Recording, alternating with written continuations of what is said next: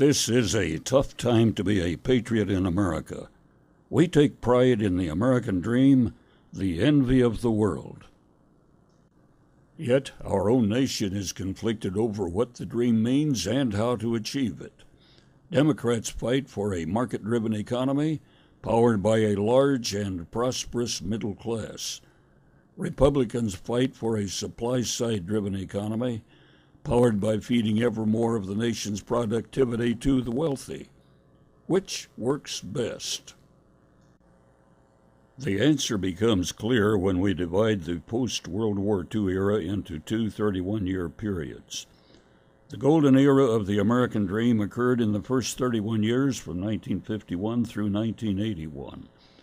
The gross national product, GDP, grew from $339 billion in 1951 to $3,127 billion in 1981, an increase of 922% in 31 years.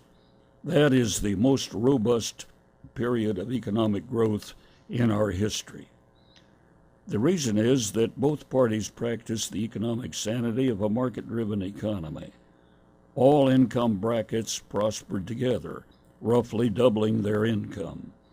This created the large and prosperous middle class that powered this huge growth without heavy federal borrowing.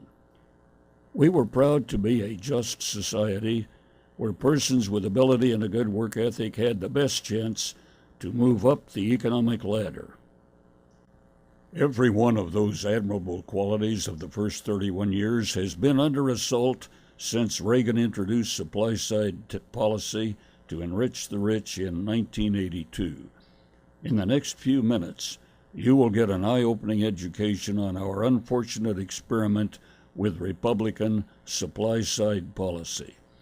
We will see that sound economic principles and history combine to prove this Republican goal to spur economic growth is nonsense. Despite its failure, we still pay for this plan to enrich the rich two ways. One, skyrocketing debt to replace the lost stimulus. Two, redistributing income from 99% of us to the top 1%. The Nonpartisan Congressional Budget Office recently reported on how destructive that redistribution of income has been in the supply-side era. The top 1% grew not by 100%, but by 275%. The next highest 19% lived better, but with only two-thirds as much improvement as they would have enjoyed if they had benefited as fully from the growth in the economy as they did in the previous 30 years. For the remaining 80% of us, the cost of living increased more than income. The study ends in 2007, the last normal year before the financial meltdown of 2008 made the picture worse. Romney says he is opposed to income redistribution, yet this massive redistribution caused by Republican policies he proposes to intensify is the most destructive redistribution in our history. Here is how supply-side economics worked out. For this illustration, we picked a person with a taxable income of $40,000 to represent the middle class in 1979, a $10 million person to represent the ultra-rich. The CBO study only covered 29 years.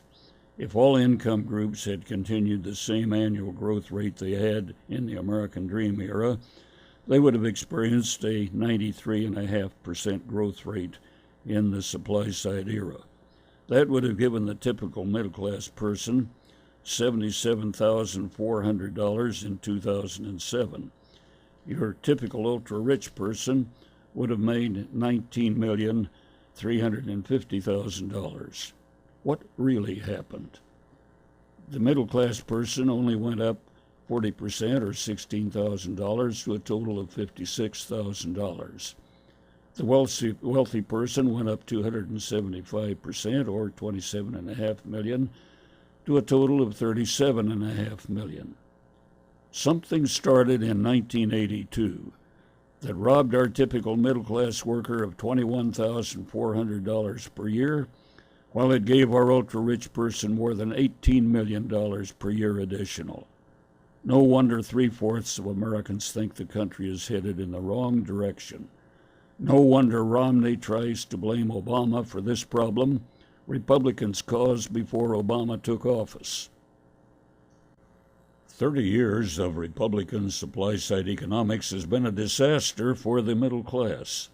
To maintain voter support, Republican mythologists from Reagan to Romney have used these myths to persuade people to vote against their own self-interest. We will prove our previous claims as we demolish the Republican myths. Republican Myth 1. The key to economic growth is to concentrate more wealth with the job creators. Sound economic theory and practical experience indicate that the only truth on that screen is that it's a myth. What does history say? This chart tells the average growth in gross domestic product, or GDP, for the period each top tax rate was in effect. When Reagan cut the rate to 50%, the economy grew at 9%, the same pace as when the rate was 87%. When he cut the rate to 28%, theory said growth go up. It dropped to 7%. When they jumped the rate to 39.6%, theory said growth go down. It remained unchanged at 7%. When Bush reduced the rate to 35%, theory said growth go up. It dropped to 6%. It is amusing how consistently history proves the absurdity of Republican supply-side wishful thinking. How can we help our Republican friends see the folly of supply-side policy in a market-driven economy? A mature economy like ours has sufficient industrial capacity to meet the needs of the market, especially in time of recession. We also have $2 trillion of investment capital waiting for increased market demand to make investment profitable. If Republican tax cuts for the wealthy add another $500 billion to the $2 trillion already waiting, it still makes no sense to spend any of that $2.5 trillion on the supply side to produce goods that will not return a profit. We have contributed to wealth accumulation, not economic growth. This is why Republican supply-side economics has a 31-year history of debt-building failure. If that $500 billion is added to market stimulus, now we need more goods than present industry can supply. Now it makes sense to spend some of that $2 trillion on the supply side to produce added goods to meet that increased demand on the market side. For supply-side tax cuts to work, businesses need to make dumb decisions. Even businesses that like the tax breaks are reluctant to make dumb decisions. This year, the auto industry expanded production. Why? Were taxes lowered? No. Were regulations reduced? No. Had market demand increased? Absolutely. There is the key, not the Republican talking points. Occasionally, an outmoded or overly zealous regulation needs to be corrected. The auto industry demonstrates that in the main, our body of regulations is a sensible, hard-fought compromise between what is good for businesses, the public, and the health of the overall economy. It is naive to think there is such a large body of unjustified regulations that it would boost the economy to eliminate them. Republican Myth 2. Economic stimulus is an inefficient way to stimulate economic health and job creation. Twice in the past century, history discredited this myth. After the stock market crash of 1929, each round of layoffs reduced purchasing power for goods and services, making the next round of layoffs inevitable. Republican President Hoover made a manful effort to stem this self-propelling collapse. Still, we lost more GDP every year than the year before because Hoover was determined to balance the budget and his conservative friends agitated against such government stimulus. When Franklin Roosevelt took office in 1933, the gross domestic product had declined by 46%. Roosevelt reversed the collapse the only way it could be reversed, by vastly expanding on Hoover's modest attempts at stimulus.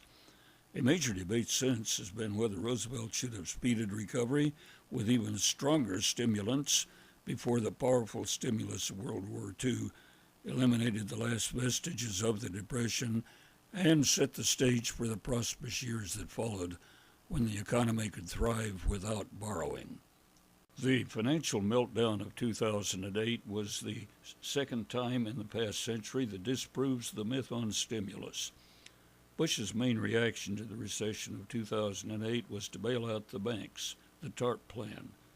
True to Republican ideas, Bush seemed to assume this money would trickle down and get the economy back to normal. Job losses gained momentum, reaching almost 800,000 per month in January 2009, Bush's last month in office. We were headed down the same path because of the same Republican mindset that created the Great Depression of the 1930s. When Obama took office, people took confidence that something would be done to stimulate activity. Improvement shifted into high gear in May after the stimulus kicked in. Republicans' supply-side myth 3. The slow recovery is proof Obama's policies have failed. Republican Senate leader Mitch McConnell said they gave Obama everything he wanted and he could not make it work. Actually, we never tried the Obama policy. Republicans forced cuts eliminating hundreds of thousands of jobs, the same Republican mindset that wrecked Hoover's attempts to prevent the Great Depression. Today's conservatives are an eerily accurate echo of Hoover's conservative advisors in creating the Great Depression. They used the Senate filibuster threat to make the stimulus bill of 2009 a weak compromise. In the debt ceiling circus that followed, Republicans used the threat to default on our nation's obligations to partly negate the already mild stimulus by forcing hundreds of thousands of additional destimulating job cuts. Republicans have forgotten what their grandfather's generation learned 80 years ago. In extolling his negotiating powers, House Speaker Boehner boasted that the stimulus compromise got him essentially what he wanted. Romney says the slow recovery shows why America needs new leadership. He does not seem to understand, but he is calling for a replacement of the Republican members of Congress who forced on us the features that slow recovery. The resulting compromise is too much Roosevelt to let Republicans push us into depression, too much Hoover to let Democrats restore prosperity. Republican myth 4. Additional money diverted to the wealthy will be invested to increase production. On the left is our balanced economy from 1951 to 1981. The key to this happy picture is that the participants collectively spent the same amount stimulating the economy as they received from the economy. A key element was that the government used taxes to recover money in the top bracket that would otherwise be extracted for wealth accumulation. That money was spent in the economy to maintain the balance between income from one cycle and stimulus for the next. That enabled the economy to thrive without borrowing. Reagan created the unbalanced economy on the right when he introduced supply-side tax cuts in 1982. A substantial part of the income from each business cycle was extracted from circulation and diverted to wealth accumulation, leaving a smaller green volume circulating in the economy. The white circle is the resulting shrinkage in the economy. When we have substantial extraction money, government can react two ways. It can create debt and avoid a recession. Reagan and Bush 43 borrowed huge sums to maintain the same level of government stimulus. Result, skyrocketing debt. Or it can avoid debt and create a recession. Today's Republicans choose option 2. They want to reduce spending to offset the tax cuts. Result, smaller economy and poorer nation. Romney and Ryan pledged to lower the tax on the top income bracket. That will increase the extraction problem. The only escape from extraction's intolerable choice of debt or recession is to elect a president and Congress committed to restore the balance that existed before 1982. Republican Myth 5. Obama's huge debt was caused by wild liberal spending. Or as Ryan put it, we have a spending problem, not a revenue problem. Understanding begins with a history of our federal debt shown in trillions of dollars. In the era we call the golden age of the American dream, all presidents, 4 Democrats and 3 Republican, operated in the realm of market-driven reality. They held debt growth to less than the rate of inflation and less than the growth of the economy. This happy picture ended abruptly in 1982 when Ronald Reagan introduced supply-side tax cuts for the wealthy. Supply-side cuts proved useless in stimulating economic growth, but were extremely effective in creating massive debt. The federal debt skyrocketed above $9 trillion in 2007. The last normal year before the financial meltdown of 2008 made the picture even worse. Mitt Romney's website says, "The reality is that before Obama exploited the size of federal government, our existing tax rates were more or less adequate to pay for the government we needed." 1982 started this explosion of debt when reduced taxes were no longer able to pay for the government Republicans thought we needed. Obama was a college student then. I wouldn't have believed President Reagan would let that college kid do this to us if Romney hadn't assured us Obama did it. People who want to believe our huge debt is a result of recent wild liberal spending need to join Romney in being shielded from this chart. The skyrocketing debt initiated by Reagan is the natural consequence predicted by this chart. Reagan took money taxes had previously captured and used to maintain market stimulus. That left people who already had more investment capital than market demand could justify with even more extraction money that did not stimulate. To keep the economy stable, Reagan and his successors had to borrow trillions to replace the stimulus they had removed. Think about it.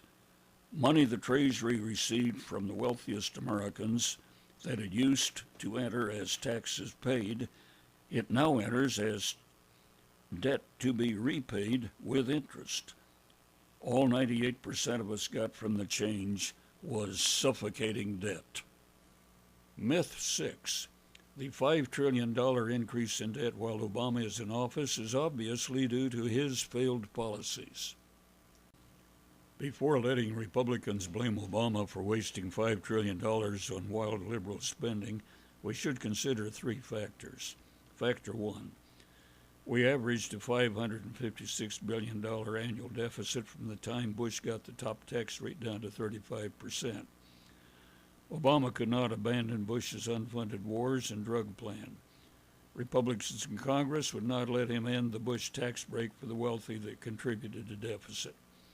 Republicans had built $556 billion a year, or a $2.25 trillion deficit into our system in Obama's first 4 years, even if he incurred no debt since he took office.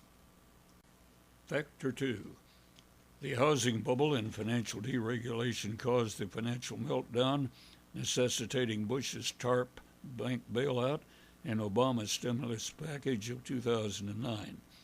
By mistakenly blaming that surge of debt on irresponsible liberal spending, Republicans obscure the real causes for which they were largely responsible. Factor 3.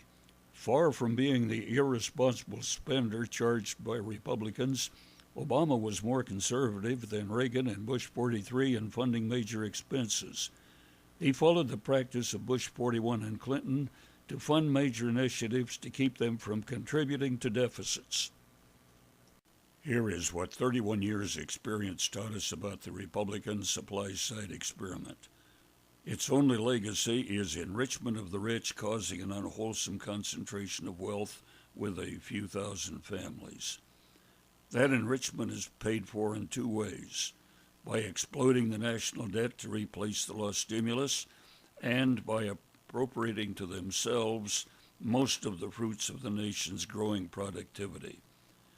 After 30 years of proving supply-side policy enriches the rich and does not generate economic growth, we have to wonder about Republican candidates who support the Romney and Ryan plans to spur the economy with additional supply-side cuts. Are they naive, or do they think we are? Returning to the policies that foster the American dream is not a turn to European-style socialism, as Republicans label any attempt to block their campaign to enrich the rich. It will be a plan to make the American dream our future as well as our past. If we elect Obama and a filibuster-proof Democratic Congress, we will still have to live within our means. But returning to pre-Reagan balance, when both the wealthy and middle class did very well, we will have more means for an economy that can thrive without borrowing. In the short term, we will have effective stimulus to get this recession behind us. In the long term, we will reduce the need for deficit to offset the extraction problem. We can progress toward the economic balance that blessed the 30 years when we did policy right.